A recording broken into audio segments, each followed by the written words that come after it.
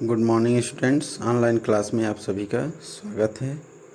आज हम लोग पढ़ेंगे काकी कहानी के पेज संख्या 12 की व्याख्या। तो इसके पहले यह हुआ था कि श्यामू जो है अपने पिता के कोट से पहले चवन्नी चुराता है, फिर जो है जब बात नहीं बनती है, ये होता है कि पतंग की डोर जो है पतली है और वो टूट जाएगी, उसको पकड़ के काकी जो है नीचे नहीं आ पाएगी। तो श्यामू फिर से अपने पिता के कोट से 1 रुपये चुराता है और भोला को देकर यह कहता है कि खूब मोटी मोटी 2 रस्सियाँ जो है लेते आना। 2 घंटे बाद प्रफुल्ल मन से श्यामू और भोला अंधेरी कोठरी में बैठे बैठे पतंग की में रस्सी बांध रहे थे। और जब भोला जो है दोनों रस्सियां लेकर आ गया था तो दोनों बहुत ही प्रफुल्ल मन से, प्रफुल्ल मतलब हंसी खुशी से, खूब प्रसन्न चित्त से दोनों जो है एक अंधेरी कोठरी में बैठे पतंग की डोर बांध रहे थे, उसमें रस्सी बांध रहे थे। अकस्मात शुभ कार्य में विघ्न की तरह उग्र रूप धारण किए हुए विश्वेश्वर वहां आ घुसे और अकस्मात अर्थात अचानक तुरंत जो है उन दोनों के शुभ कार्य में विघ्न की तरह उग्र रूप धारण किए, बहुत ही क्रोधित स्वभाव में विश्वेश्वर जो है वहाँ आ गए। भोला और श्यामू को धमका कर बोले, तुमने हमारे कोट से रुपया निकाला है। और तुरंत जो है भोला और श्यामू को धमकाने लगे कि तुम दोनों में से किसने मेरे कोट की जेब से रुपया निकाला है। भोला शक पकाकर एक ही डांट में मुखबिर हो गया। मुखबिर का तात्पर्य होता है भेद खोलने वाला, मतलब उसने बता दिया। भोला जो है तुरंत डर गया और उसने यह बता दिया कि बोला श्यामू भैया ने रस्सी और पतंग मंगाने के लिए निकाला था। और वह तुरंत बता दिया कि श्यामू भैया ने ही रस्सी और पतंग मंगाने के लिए आपके कोट की जेब से रुपए जो है निकाले थे।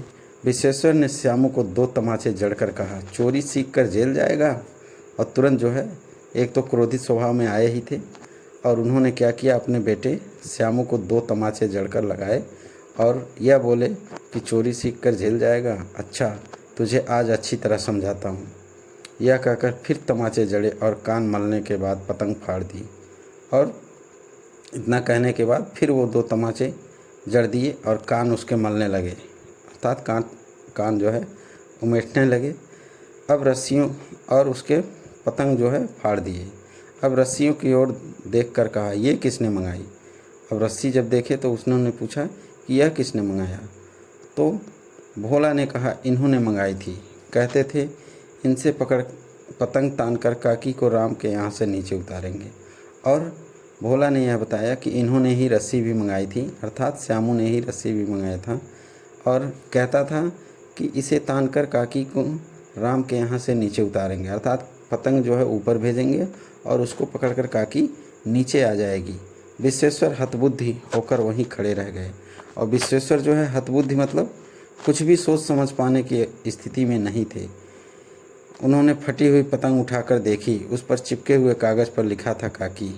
और उस पतंग को उठाकर जब उन्होंने देखा तो उस पर चिपके हुए कागज़ पर लिखा था काकी। और तब जो है उनके अंदर एक मनोभावना जागृत होती है और वो सोचते हैं कि किस तरह से एक बच्चा जो है, यही कहानी समाप्त हो जाती है। लेकिन उनके अंदर ये भावना जागृत हो जाती है, इसी कारण वो हतबुद्धि हो जाते हैं। उनके मन में कुछ भी सोच समझ पाने की स्थिति में वो नहीं थे।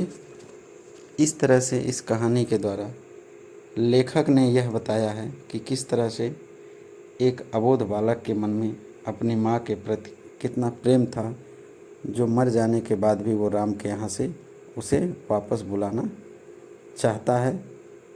जब कोई उपाय नहीं सोचता है तो वह पतंग के द्वारा अपनी काकी को नीचे वापस बुलाना चाहता है। काकी पाठ यहीं समाप्त हुआ। धन्यवाद।